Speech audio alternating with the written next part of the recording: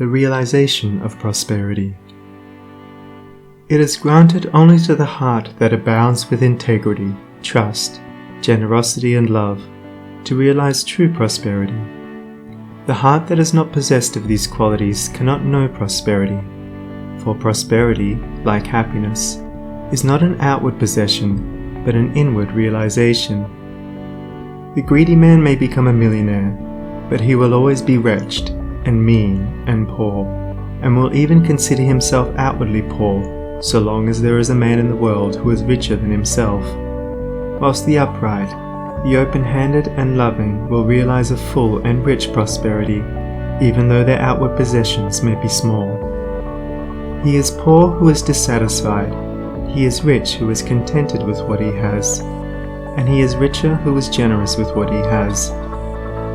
When we contemplate the fact that the universe is abounding in all good things, material as well as spiritual, and compare it with man's blind eagerness to secure a few gold coins or a few acres of dirt, it is then that we realize how dark and ignorant selfishness is.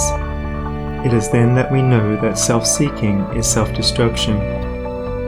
Nature gives all, without reservation, and loses nothing. Man, grasping all, loses everything. If you would realize true prosperity, do not settle down, as many have done, into the belief that if you do right, everything will go wrong. Do not allow the word competition to shake your faith in the supremacy of righteousness. I care not what men may say about the laws of competition, for do I not know the unchangeable law, which shall one day put them all to rout, and which puts them to rout even now in the heart and life of the righteous man? And knowing this law, I can contemplate all dishonesty with undisturbed repose, for I know where certain destruction awaits it. Under all circumstances, do that which you believe to be right, and trust the law. Trust the divine power that is immanent in the universe, and it will never desert you, and you will always be protected. By such a trust, all your losses will be converted into gains, and all curses which threaten will be transmuted into blessings. Never let go of integrity, generosity, and love, for these, coupled with energy, will lift you into the truly prosperous state. Do not believe the world when it tells you that you must attend to number one first, and to others afterwards. To do this is to not think of others at all, but only of one's own comforts.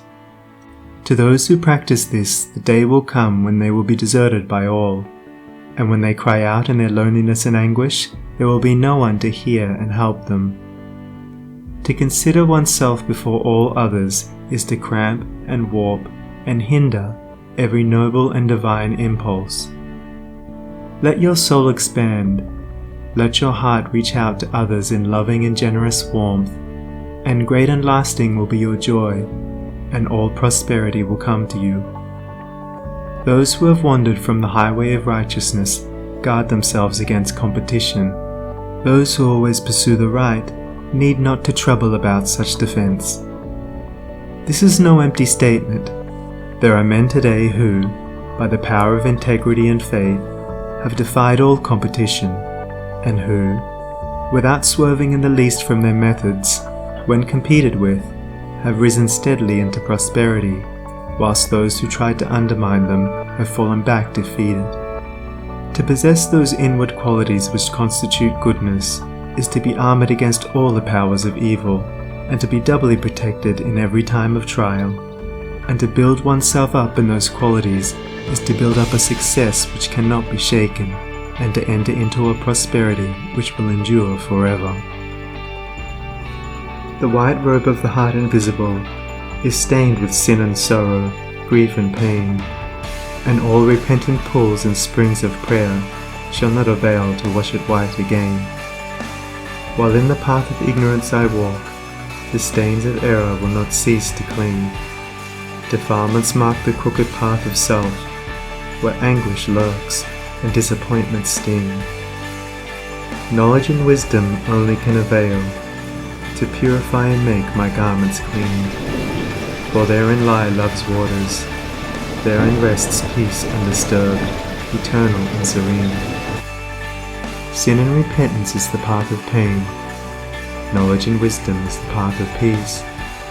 By the near way of practice I will find where bliss begins and how pains and sorrows cease. Self shall depart, and truth shall take its place. The changeless one, the indivisible, shall take up his abode in me, and cleanse the white robe of the heart invisible.